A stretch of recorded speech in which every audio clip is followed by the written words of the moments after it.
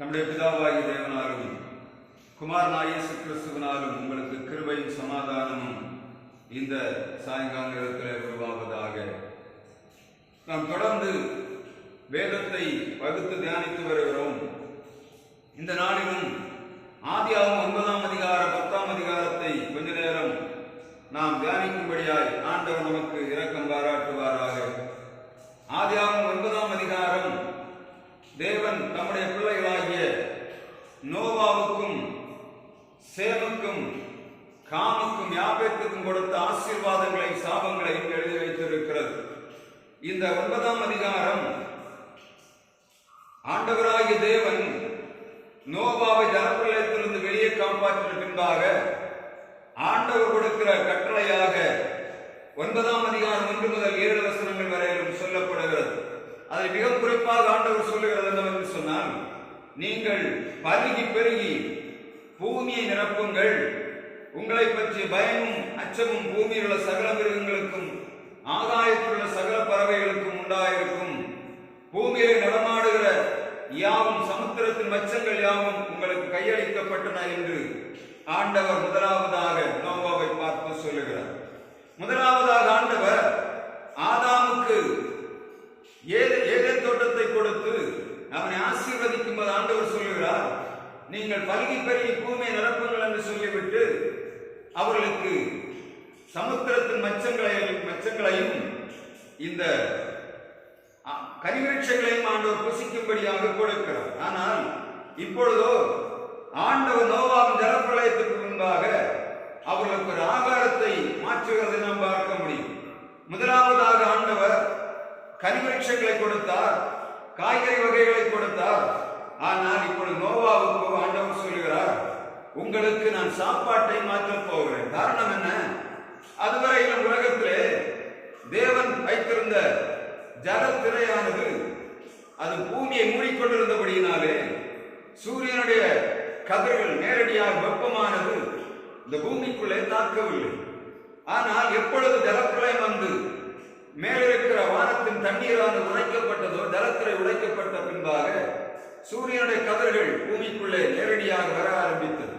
இப்பொழுது மனிதனுக்கு தேவையான சரீர பலனை சூரியனிலிருந்து நாம் பெற்றுக்கொள்ள வேண்டியதாக இருந்தது. வெப்பம் அதிகமானபடியினாலே ஆண்டவர் இங்கே மனிதனுக்கு பட்சணிகளையும் ஆகாரமாக கொடுக்கிறதை நாம் பார்க்க முடியும். ஆண்டவருடைய வார்த்தை சொல்லுங்கள், கால்நடைகளையும் ஆகாயத்து பறவைகளையும் சமுத்திரத்து மச்சங்களையும் உங்களுக்கு நான் இந்த கனிவிருட்சங்களோடு சேர்த்து தருகிறேன் என்று சொன்னார். நடமாடுகிற ஜீவஜந்துக்கள் உங்களுக்கு ஆகாரமாக இருப்பதாக பசும் பூண்டுகளை உங்களுக்கு தந்தது போல அவைகள் எல்லாவற்றையும் உங்களுக்கு தந்தேன் என்று சொல்லுகிறார். ஆண்டவர் முதலாவது உருவாக்கின தேசமானது அழிக்கப்பட்ட போது, பாவத்தினால் அழிக்கப்பட்ட போது மனிதனுடைய சாப்பாட்டு முறையும் ஆண்டவர் மாற்றிவிட்டார். அதுவரையிலும் புல் பூண்டுகளையும் கனிவிருட்சங்களையும் மரத்தின் ஆகாரங்களையும் சாப்பிட்டுக் கொண்டிருந்த மனிதனுக்கு அப்பொழுதுதான் ஆண்டவர் முதலாவதாக அந்த மாம்சத்தை புசிக்கும்படியான கட்டளையை கொடுக்கிறார். எதற்காக கொடுக்கிறார்? அவன் வாழ வேண்டும், உலகத்திலே வாழ வேண்டும் என்று சொல்லி கொடுக்கிறார். கொடுத்து விட்டு சொல்லுகிறார், நீ புசிப்பதெல்லாம் சரி, இந்த இரத்தத்தை அதன் மாம்சத்தோடு புசிக்க கூடாது. ஏனென்று சொன்ன இரத்தமானது மாம்சத்திலே அதனுடைய உயிராக காணப்படுகிறது. எனவே நீ இரத்தத்தை புசிக்க கூடாது, அதை கொட்டிவிட்டு நீ சாப்பிட வேண்டும் என்று சொல்லி அவனுக்கு கட்டளை கொடுக்கிறார். அதுக்கு அடுத்தபடியாக ஆண்டவர் சொல்லுகிறார், மனுஷனுடைய சாயல், தேவனுடைய சாயலிலே மனுஷன் சிருஷ்டிக்கப்பட்டபடியினாலே மனுஷனுடைய இரத்தத்தை எவன் சிந்துகிறானோ அவன் இரத்தமும் பூமியிலே சிந்தப்பட வேண்டும் என்று ஆண்டவர் சொல்லுகிறார்.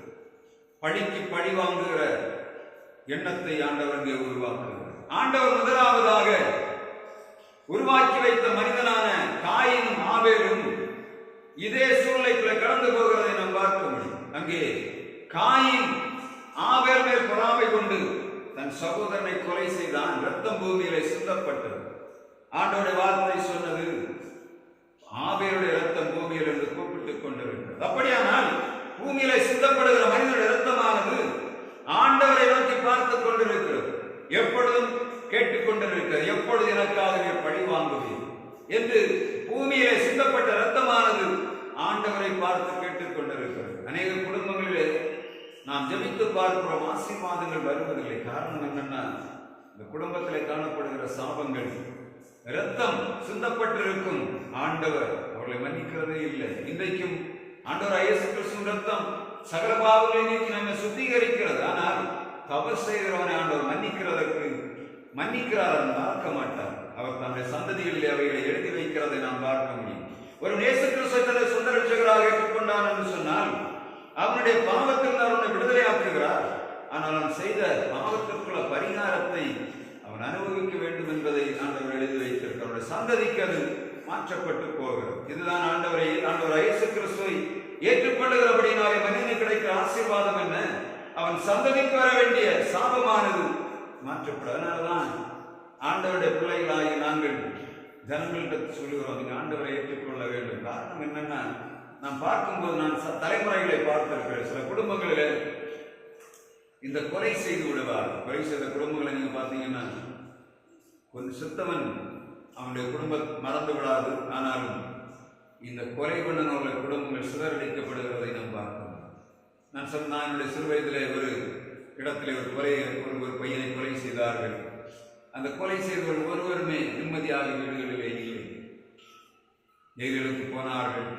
இப்பொழுது அவர்கள் எங்கிருக்கிறார்கள் தெரியாது. குடும்பம் முழுவதும் சிதறடிக்கப்பட்டு போனது. ஆண்டவருடைய வார்த்தை சொல்லுகிறது, மாம்சத்துக்காக பழி வாங்குவேன், உங்கள் உயிராயிருக்கிற ஜீவனுக்காக பழி வாங்குவேன். மனுஷனுடைய இரத்தம் என்னிடத்தில் சிந்தப்படுகிறதோ அவனுடைய இரத்தத்தை நான் சிந்துவேன் என்று சொல்லுகிறார். ஆண்டவருடைய வார்த்தை தெளிவாக சொல்லுகிறது. உன்னை தொடுகிறவன் கண்மணியை தொடுகிறான்.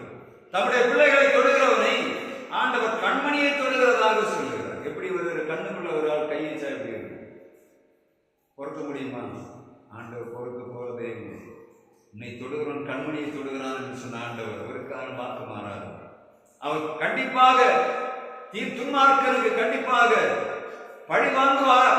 அவனுக்கு பதில் செய்யாமல் விடமாட்டார். ஒருவேளை அவன் நினைக்கிறான், நான் பெரிய ஆள், நான் தப்பிவிட்டேன் என்று நினைக்கிறான். ஆனால் ஆண்டவருடைய கரத்திலே அவன் குற்றவாளி என்பது தலைமுறை வரைக்கும் எழுதப்பட்டிருக்கு. அவனுடைய தலைமுறை ஆண்டவர் விடவே மாட்டார். சும்மா அவன் வைக்கிறது நம்ம நிறைய பார்க்கிறோம். ஆண்டவர் சொல்லுகிறார், மனிதனுடைய இரத்தத்துக்காக இரத்தம் சிந்துவேன். மனுஷ சகோதரனுடைய காரியத்துக்காக இடத்திலே நான் கணக்கு கேட்பேன், பழி வாங்குவேன் என்று சொல்லுகிறார். ஆண்டவர் நோவாவுக்கு கொடுத்த ஆசீர்வாதத்திலே இதுவும் காணப்படுகிறது.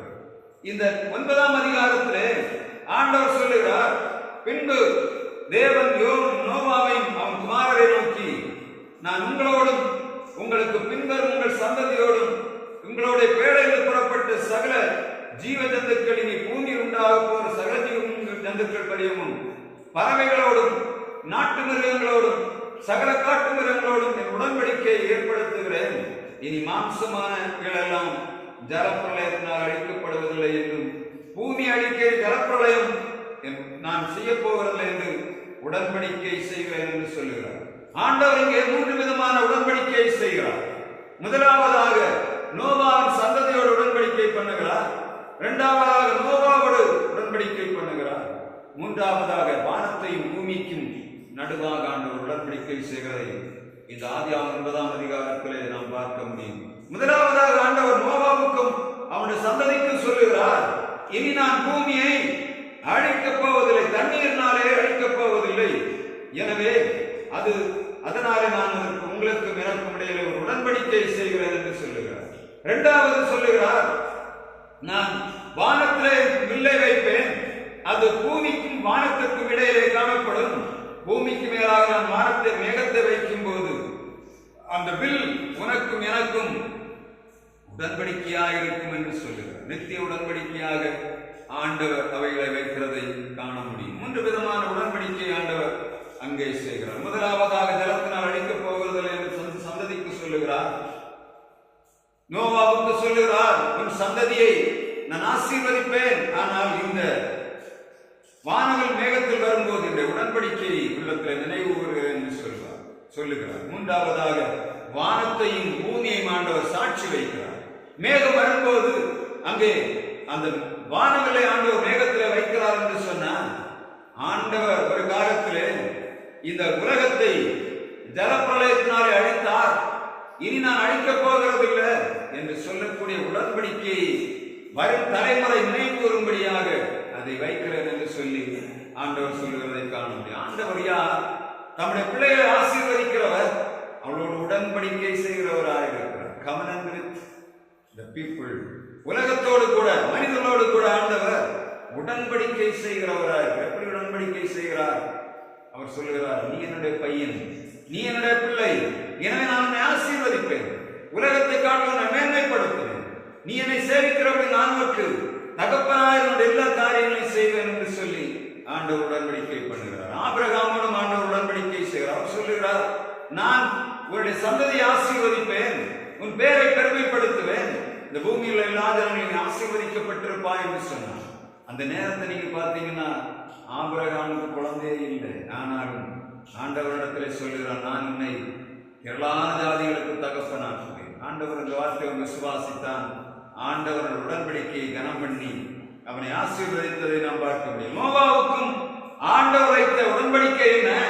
வானத்திலே வில் வரும்போது ஆண்டவர் சொல்லுகிறார், இனி தேசத்தை நான் உலகத்தை எல்லா உலகத்தை முழுவதும் தண்ணீரினால் அழிக்க மாட்டேன், இது உனக்கும் உன் சந்ததிக்கு நான் வைத்திருக்கிற உடன்படிக்கை, நீ என்னுடைய சொல்லை கேட்டு என்னுடைய காரியத்தில் கீழ்ப்படிந்தபடியினாலே உன்னோடு என் உடன்படிக்கை ஏற்படுத்துகிறேன். எப்படி? உன் சந்ததிகள் இந்த வானவில் வரும்போது கர்த்தர் அந்த உலகத்தை ஜலப்பிரளயத்தினாலே அழித்தார், இனி உலகம் முழுவதும் ஜலப்பிரளயத்தினாலே அழிக்க மாட்டார் என்று அவர் அந்த உடன்படிக்கை நினைவு கூறும்படியாக வானவில்லை மேகத்திலே வைப்பேன் என்று சொல்கிறார். இதற்கப்புறமாக ஆண்டவர் இந்த சேம் காம் யாப்பேத்தை வெளியே வருகிறார். கர்த்தருடைய வார்த்தை சொல்லுகிறது, நோவா அதற்கு முன்பாக திராட்சை தோட்டத்தை விட்டு பயிரிட்டிருப்பானோ என்று தெரியவில்லை. இப்பொழுது அவன் பேழை வந்து இறங்கின இடத்துல முதலாவது ஒரு பலிபீடத்தை கட்டுகிறான். அதற்கு பின்பாக நோவா திராட்சை தோட்டத்தை நாட்டுகிறான் என்று வேதம் சொல்லுது. நோவா திராட்சை தோட்டத்தை நாட்டி அவன் புசிக்கிறான், குடிக்கிறான். அதில் உள்ள ரசத்தை எடுத்து குடிக்கும் போது அவன் போதையாகி நிர்வாணமாகிவிட்டான். இதற்கு முன்பாக திராட்சை ரசம், அவன் ஜலப்பிரளயத்துக்கு முன்பாக திராட்சை ரசம் குடித்தான். அவனுக்கு ஒண்ணுமே செய்யவில்லை. காரணம் என்ன தெரியுமா? திராட்சை ரசம் அந்த நாட்களிலே முதலாவது ஜலப்பிரளயத்துக்கு முன்பாக சூரியனுடைய வெப்பம் அதிலே படாதபடினாலே அது புளித்து போவதில்லை, அது கல்லாகாது. எனவே இந்த நாட்கள் அந்த ஜலப்பிரளயத்துக்கு முன்பாக அவன் குடித்து திராட்சை தோட்டம் நாட்டியிருப்பான், குடித்திருப்பான். ஆனால் அவர் குடும்பமாக திராட்சை ரசம் குடித்திருப்பார்கள், அங்க போதை இருந்திருக்கிறார். ஆனால் எப்பொழுது ஜலப்பிரளயத்துக்கு பின்பாக அவன் அந்த திராட்சை ரசத்தை எடுத்து குடித்தானோ அவனுக்கு போதை ஏறிவிட்டது, நிர்வாணமாக படுத்திருந்தார் என்று வேதம் சொல்லுது. இப்பொழுது ஆண்டவர் 3 பிள்ளைகளுக்கு கொடுத்த ஆசீர்வாதத்தை இங்கே வைக்கிறார். உலக மனிதர்களிலே 3 கூட்டம் காணப்படுகிறது. சேம் காம் யாப்பேத் என்பவர்கள் இந்த உலகம் முழுவதும் பறந்து கிடக்கிறார்கள். ஆண்டவர் உருவாக்கி வைத்த மனிதர்கள் தான் இந்த உலகத்தில் எல்லாம் ஒரே தகப்பனிடத்திலிருந்து பிறந்தவர், யாருக்கும் இந்த உணவு தெரிவதில்லை. ஆண்டவருடைய வார்த்தை சொல்லுகிறது, நோவாவுடைய ஜலப்பிரளயத்துக்கு பின்பாக சேம் காம் யாப்பேத் என்பவர்கள் மூலமாக உலகம் முழுவதும் ஜனங்கள் பரம்பினார்கள். அங்கிருந்து முதலாவதாக வெளியே வந்தவன் யார் தெரியுமா? காம் வெளியே வந்தான். கானான் என்று சொல்லக்கூடிய காம் வெளியே வருகிறார். சேம் தன் தகப்பனோடு குடியிருக்கிறான், யாப்பேத்தும் வெளியே வருகிறான், காமும் வெளியே வருகிறான். இங்கே நம்முடைய இந்த 3 குமாரர்களிலும் இளையவன் சபிக்கப்பட்டவனாய் போனான். அங்கு காரணத்தை ஆண்டவர் எழுதி வைத்திருக்கிறார். சேமும் யாப்பேத்தும் ஆசீர்வதிக்கப்பட்டார்கள், அதற்குரிய காரணத்தையும் ஆண்டவர் எழுதி வைத்திருக்கிறார். வசனம் சொல்லுகிறது, நோவா நிர்வாணமாயிருக்கிறான் அந்த திராட்சரசத்தை குடித்து. இப்பொழுது காம் வருகிறான். காம் இளையவன் அந்த வீட்டிலே பார்க்கும்போது தகப்பு நிர்வாணமாய் படுத்திருக்கும் போது அவன் என்ன செய்தான் என்று தெரியவில்லை. ஏதோ ஒரு அடையாளத்தை அங்கே வைத்து விட்டான். அந்த காரியத்தை வெளியே போய் சொன்னான். உங்கள் அப்பன் அண்ணமாட்ட சொல்லுகிறான், போய் உங்க அப்பா வந்து குடிச்சிட்டு விழுந்து கிடக்கிறார் என்று சொல்லி இவன் வெளியே தூக்கிக் கொண்டு தெரிந்ததை கண்டவுடனே ஓடி வருகிறார்கள். சேமும் யாப்பேத்தும் வருகிறார்கள், ஒரு வஸ்திரத்தை எடுக்கிறார்கள். 2 பேரும் பின்புறமாக திரும்பி போய் தன் தகப்பனுடைய நிர்வாணத்தை மூடுகிறார்கள். அவன் நோவா போதை தெளிந்து எழும்புகிறான். எழும்பி காம் தனக்கு செய்ததை அவன் பார்க்கிறான். சேமும் யாப்பேத்தும் அவர்களை அவனை பாதுகாத்ததை இவன் அறிந்து கொள்கிறான். சொல்லியிருப்பார்கள் என்று சொன்ன உன்னில் நோவாவுடைய மனைவி சொன்னாலான்னு தெரியல, இல்ல சேம்காம் யாப்பேத்துடைய மனைவிகள் சொன்னார்களா என்று தெரியல. எப்படி அவன் அந்த நிகழ்ச்சியை அவன் கடந்த சூழ்நிலை அவன் அறிந்து கொண்டான். இவன் தெரியாமல் செய்தது. எனவே அவன் அவர்களுக்கு சாபம் கொடுக்கிறான். 2 பேரையும் ஆசீர்வதிக்க, சேமை ஆசீர்வதித்து சொல்லுகிறான். சேம் ஆசீர்வதிக்கப்பட்டவனாக இருப்பான். சேமுடைய தேவனாய் கர்த்தருக்கு ஸ்தோத்திரம் உண்டாவதாக என்று சொல்லி அவனை ஆசீர்வதிக்கிறார். 2வதாக யாப்பேத்தை ஆசீர்வதித்து அவனை சொல்லுகிறார், யாப்பேத்தின் எல்லை ஆண்டவர் விஸ்தாரமாக்குவாராக, அவன் கூடாரங்களிலே குடியிருக்கிறவனாக இருப்பான், திராட்சை தோட்டத்தை நாட்டுவான், எல்லாவற்றையும் செய்வார், யாப்பேத்தை ஆண்டவர் விருத்தியாக்குவாராக என்று சொல்லி அவனை ஆசீர்வதிக்கிறார். ஆசீர்வதித்து விட்டு கானானுக்கு 3 விதமாக 3 முறை சாபத்தை கொடுக்கிறார். என்ன சொல்றார்? கானான் சபிக்கப்பட்டது, தன் சகோதரர்களுக்கு அடிமையாக இருப்பான். 2வதாக கானான் சபிக்கப்பட்டவன் சேமுக்கு அடிமையாக இருப்பான் என்று சொல்கிறார். 3வதாக யாப்பேத்துக்கு அடிமையாக இருப்பான் என்று சொல்கிறார். உலகம் முழுவதும் ஒரு சந்ததி, கானானியரின் சந்ததி என்பது முதலாவதாக உலகம் முழுவதும் பறந்து விரிந்தது. அதற்கு பின்பாக யாப்பேத்தின் சந்ததி வெளியே வந்தது. 3வதாகத்தான் சாமுடைய சந்ததி வெளியே வந்தது. ஆரியர்கள் சொல்லக்கூடிய கூட்டம் சாமின் சந்ததி என்று சொல்லப்படுகிறது. இன்றைக்கு கோயில்களிலே நம்ம ஆரியர்கள் என்று சொல்லக்கூடியவர்கள் எல்லாருக்கும் பின்னாக வந்தார்கள். முதலாவது யார் வெளியே வந்தார்? காம் வெளியே வந்து தேசத்தை கட்டி கொண்டான். இந்த சேமுடைய யோனோவாவுடைய பிள்ளைகளாய் யாப்பேத்து வளர வளர அங்கே பிரச்சனைகள் வரும்போது தேசங்களிலே சிதறடிக்கப்பட்டார்கள். அப்பொழுது அங்கே வரும்போது நமக்கு தெரியும், ஒரு இடத்துல ஒரு பூமி வாங்கி அதை வீடு கட்டி இருந்தார், ஒரு 10 வருஷங்கள் குடியிருந்தார்னா புதுசா வாரவங்க என்ன சொல்லுவாங்க? அயலார் என்று சொல்லுவாங்க. அப்படிதானே? அதே தான் நடந்து கொண்டிருந்தது. எப்பொழுது காம் வந்து வெளியே வந்து ஒரு இடத்துல குடியிருக்கிறான், ஒரு தலைமுறை 2 தலைமுறை தாண்டும் போது யாப்பேத்துடைய சந்ததி வருகிறது. அது வளர்ந்து வரும்போது அங்கே பிரிகிறது. சேமுடைய சந்ததி, காமுடைய சந்ததி 3 மாறி மாறி விரியும் போது அவர்களுக்குள்ளே புதிதாக வந்து பார்க்கும்போது இது வேற ஆளா இருக்க, ஆப்பிரிக்காவில் இருக்கிறவங்க கருகரா இருக்கிறாங்க, அந்த ரஷ்யாவில் போனாங்க வெள்ளுகளா இருக்கிறாங்க, சீனாவுக்கு போன வெள்ளையா இருக்கிறாங்க, அமெரிக்காவுக்கு போன வெள்ளையா இருக்காங்க, இந்தியாவில் வந்த கருப்பா இருக்கிறாங்க. ஏனென்று பார்த்தா அவள் எந்தெந்த தேசங்களில் போனாங்களோ அந்த சூரியனுடைய வெப்பம், நீங்க மற்ற நாடுகளில் மேற்கத்திய நாடுகளுக்கு போனா இப்பவுமே குளிரா இருக்கும், சரீரத்தில் வெப்பமே வராது. சூரியன் வெளிச்சம் நம்முடைய சரீரத்தில் வெப்பத்தை உருவாக்காட்டா வேர்வை வெளியே வராது. வேர்வை வெளியே வராட்டா என்ன ஆகாது? சரீரத்தில் எந்த விதமான கருப்பும் வராது, விழுவிழுன்னு இருப்பாங்க. அதுதான் நடந்து கொண்டிருக்க குடிப்பிரதேசங்களில் வாழ்கிற ஜனங்கள் கலர் மாறி போனாங்க. எல்லாருமே நோவாவுடைய பிள்ளை, யாருக்குமே தெரியல. இன்னைக்கு குடும்ப உலகத்தில் நடக்கக்கூடிய எல்லா பிரச்சனைகளுக்கும் மூல காரணம் நீ பெரியவன், நான் பெரியவன், நீ அந்த நாட்டுக்கான, நீ கற்பனை வெள்ளை, நீ அந்த ஜாதி இந்த ஜாதின்னு சொல்ல காரணம் என்னன்னா இவர்கள் யாரும் தாங்கள் ஒரு தகப்பன் பிள்ளை என்பதை மறந்துவிடுவார். இதுதான் பிரச்சனை. ஒரு கூட்டம் வந்த உடனே தான் பெரிய ஆளாக வேண்டும் என்று சொல்லி யுத்தம் பண்ணுவார்கள். அங்கே ஜாதிகள் பிரிகிறதை நாம் பார்க்கணும். அப்பொழுது மாறி மாறி என்ன பண்ணும்? பகைகள் வரும். வீட்டில் 5 பேர் இருந்தால் எல்லாரும் நன்றாக இருப்பார்கள். திடீரென்று பார்த்தால் எல்லா வீடுகளும் திரும்ப பிரச்சனைகளுக்குள்ளே மாறிவிடும். காரணம் என்ன? ஆண்டவரே அதை செய்கிறார், பிரித்து போடுகிறார். ஒவ்வொருவரும் தனித்தனியாக வளர வேண்டும் என்று சொல்லி ஆண்டவர் விரும்பித்தான் அவைகளை செய்கிறார். ஆண்டவர் சொன்னார், நீங்கள் பருகி பெருகி பூமியை நிரப்புங்கள் என்று சொன்னார். ஆனால் நாம் 11ஆம் அதிகாரத்தில் பார்க்க போகிறோம். அவர்கள் வெளியே போவதற்கு விருப்பம் இல்லை, ஒரு இடத்தில் கூடியிருந்தார். அப்பொழுதுதான் பாஷைகள் சிதறடிக்கப்படும்படியான காரியத்தை ஆண்டவர் செய்தார், சிதறடித்து போட்டார். அதனாலதான் உலகம் முழுவதும் ஜனங்கள் பறந்தார்கள். எல்லா ஜனங்களும் வளர வளர வளர வளர ஒரு இடத்துல கம்யூனிகேஷன் வளர வளர மாறி மாறி சொல்லுகிறார்கள், நாங்கள் பெரியவங்க, நாங்கள் வளர்ந்த நாடு, நீங்கள் தாழ்ந்து கிடக்கிற நாடு என்று சொல்லுகிறார். எந்த நாடும் வளர்ந்ததும் இல்லை, எந்த நாடு தாழ்ந்ததும் இல்லை. எல்லா நாடுகளிலும் வளர்ந்த நாடுகள் என்று சொல்லக்கூடியவைகள் அடுத்த நாடுகளில் ஏதாவது வாங்கி சாப்பிடுறது. ஆனால் வளராத நாடுகள் என்று சொல்லக்கூடிய நாடுகளுக்குள்ளே தங்கள் சொந்தமாக உழைத்து சம்பாதித்து அவருடைய ஆகாரத்துக்கான காரியங்கள் அங்கே காணப்படுது. ஆனால் ஜனங்கள் என்ன செய்கிறார்கள்? வளர்ந்த நாடுகள் பட்டியல் என்று சொன்னால் என்னத வாங்கி சாப்பிட்றவங்க வளர்ந்து சாப்பிடணும், வளர்ந்த நாடு என்று சொல்லுகிறார்கள். ஆனால் இந்தியாவில் நமக்கு தெரியும், எல்லார் வீடுகளுக்கு முன்னாடி வயல்கள் இருந்தது, எல்லாமே இருந்து அவர்கள் சொந்தமாக உழைத்து சாப்பிட்டார்கள். இப்பொழுது உழைப்பு போய்விட்டது, வாங்கி சாப்பிட ஆரம்பித்து விட்டது. முடிவென்ன?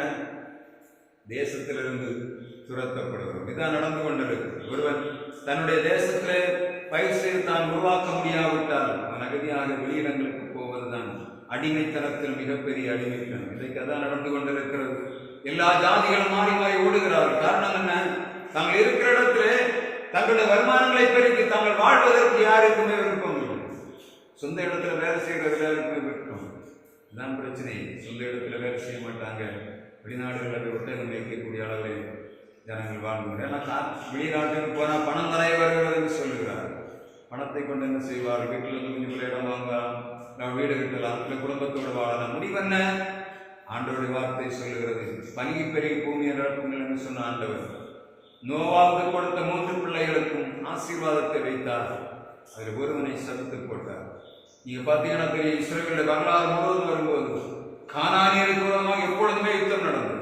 ஒரு தகப்பனுடைய பிள்ளை தான் நோவாவுடைய பிள்ளைகள் தான் சாம், காம், யாப்பேத், ஒரு 3 பேரும் ஒரு தகப்பனுடைய பிள்ளைகள் தான்.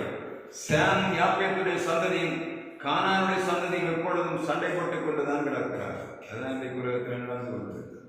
கர்த்தருடைய வார்த்தை சொல்லுகிறது, ஒரே தகப்பன் பிள்ளைகள் பறந்து விரிந்தார்கள். இந்த எண்ணம் வேணும். அதனாலதான் வேதம் சமாதானத்தை விரும்புகிறது. அது சொல்லிக் கொடுக்கிறது. எல்லாரும் ஒரு தகப்பன் பிள்ளைகள், ஒரே தாய் பிள்ளைகள், எனவே கவனமாக வாழ வேண்டும் என்று சொல்லி. இதற்கு அடுத்தபடியாக நீங்க பார்த்தீங்கன்னா நோவா 950 வருடங்கள் வாழ்ந்திருக்கிறார். மொத்தம் 600 வயதாகும் போது ஜலப்பிரளயம் உண்டாகிறது. அதற்கு பின்பாக 350 வருடங்கள் நோவா அந்த உலகத்திலே வாழ்ந்து குமாரனையும் குமாரத்திகளையும் பெற்றான் என்று வேதம் எழுதுகிறது. நீடுடியாக வாழ்ந்தான் நோவா. 950 வருடம் வரையிலும் வாழ்ந்தான். நம்ம கேட்கலாம் 950 வருஷம், நமக்கு 100 வயசாகும்போது என்ன ஆகும்? 50, 60 ஆனோடனே தள்ளாட்டம் ஆரம்பிக்கும். ஆனால் அந்த காலங்கள் அப்படி இல்லை. நோவாவுடைய காலங்கள் மிகப்பெரிய உன்னதமான காலம். இவர்கள் நம்ம போல ஆரணி உயரம் உள்ளவர்கள் மாதிரி தெரியல. ஏனென்று சொன்னா, நீங்க இன்றைக்கு நம்முடைய அப்துல் கலாம் அவருடைய சொந்த பூமியில் ஒரு கல்லறை காணப்படுகிறது. 40 அடி நீளமான ஒரு கல்லறை. இதே போல 5 கல்லறைகள் அங்க ஸ்ரீலங்காவில் ஆதாமின் பாலம் என்று சொல்லக்கூடிய, ஆதாமின் பாதம் என்று சொல்லக்கூடிய ஒரு இடம், அது கோயில் கட்டி பாதுகாத்து வைத்திருக்கிறார். ஆதாமின் பாதம் 42 இன்ச்சு இருக்கு. அதுக்கு கோயில் கட்டி அது வைத்திருக்கிறார். ஆதாம் உருவானது ஏதேன் தோட்டம் ஸ்ரீலங்காவில் தான் இருந்தது என்று சொல்லுகிறார். வரலாறுகளும் அதைத்தான் சொல்லுது. குமரி கண்டம் என்று சொல்லக்கூடிய இடத்துல மனிதன் உருவானதாகவும், அது பூமிக்கடியிலே, மண்ணுக்கடியிலே, சமுத்திரத்துக்கடியிலே புதையுண்டு கிடக்கிறதாகவும் சில ஆராய்ச்சிகள் சொல்லுகிறது. அப்படியானால் மனிதன் உருவான இடம் எங்கே? வாழ்ந்து கொண்டிருக்கிற குமரி கண்டம் இந்த பகுதி. அதற்கு ஆதாரம் தான் இந்த 6 கல்லறைகளும் காணப்படுகிறது. அந்த கல்லறைகள் 40 அடி நீளமான கல்லறை. எப்படினாலும் அவங்க ஒரு 30 அடி உயரமாவது இருந்திருக்கிறது. சாதாரணமானவர்கள் அல்ல. எனவே 950 வருடம் பெரிய விஷயமாக இல்லை. எல்லாரும் 1000 வருடங்களுக்கு பக்கத்தில் வர வாழ்ந்தார். அந்த சந்ததி வாழ்ந்து அதுக்கு பிறகு கொஞ்சம் கொஞ்சமாக குறைந்து வந்தார். ஆண்டவருடைய வார்த்தை தெளிவாக சொல்லுகிறது, நோவா 950 வருடங்கள் வரையில் வாழ்ந்தார். கண்களை மூடி ஆண்டவரை திரும்ப நோக்கி பார்க்கலாம். அல்லது நாங்கள் நமக்கு நன்றி செலுத்துகிறோம். இந்த சாயங்கால பிள்ளைகளாகி நாங்கள் உண்மை தியானிக்கும்படியாக, ஆராதிக்கும்படியாக தந்த சாக்கியத்துக்காக நன்றி செலுத்துகிறோம். இந்த நாளிலும் அநேகர் வீடுகளுக்குள்ளே கிடக்கிறார்கள். ஆண்டவரே, கர்த்தர் தம்முடைய பிள்ளைகளை தொடுபடியாக இணைக்கிறோம். வருங்காலங்களிலே நம்முடைய பிள்ளைகளுமே வந்து சேவிக்கும்படியான கிருபை தருவீராக. நம்முடைய ஆலை வறுமையாக கிடப்பது நமக்கு சுத்தமல்ல. ஆண்டவரே, கர்த்தர் ஜனங்களுக்கு உணர்வை தருவீராக. எங்கள் பிள்ளைகளுக்கு உணர்வை தரும்படியாக ஜெபிக்கிறோம். ஆண்டவரே, கர்த்தர் தம்முடைய பிள்ளைகளை எடுத்து பாதுகாக்கும்படியாக ஜெபிக்கிறோம். நேரத்தில் ஆலயத்தில் வந்து நம்முடைய பிள்ளை கர்த்தர் ஆசீர்வதி. பிறந்தோட குடும்பத்துக்கு தேவையான நன்மைகளை தாரும். இரவு நேரத்தில் சங்காரத்தோடு வீடுகளுக்கு கடந்து விடாது. இந்த பகுதி முழுவதும் ஆலயத்துக்குள்ளாக கொண்டு வரும். காலை நேரத்தில் சந்தோஷமாக எழுந்து நான் கடமையை செய்யும்படியாக கிருபைதான். அப்படி தயவுள்ள கரங்களை தாழ்த்து சமர்ப்பி. இயற்கை சூழ்நிலைகள் மழையான எங்களுக்கு சேதத்தை வருத்தாதபடி தேவையான மழையை தந்து ஆசீர்வதிக்கும்படியாக ஜெபிக்கிறோம். இருக்கிறதிலே தாழ்த்து தருவோம். இயேசு கிறிஸ்து நாமத்தில் ஜெபிக்கிறோம். ஜீவன நல்ல பிதாவே. ஆமென், ஆமென்.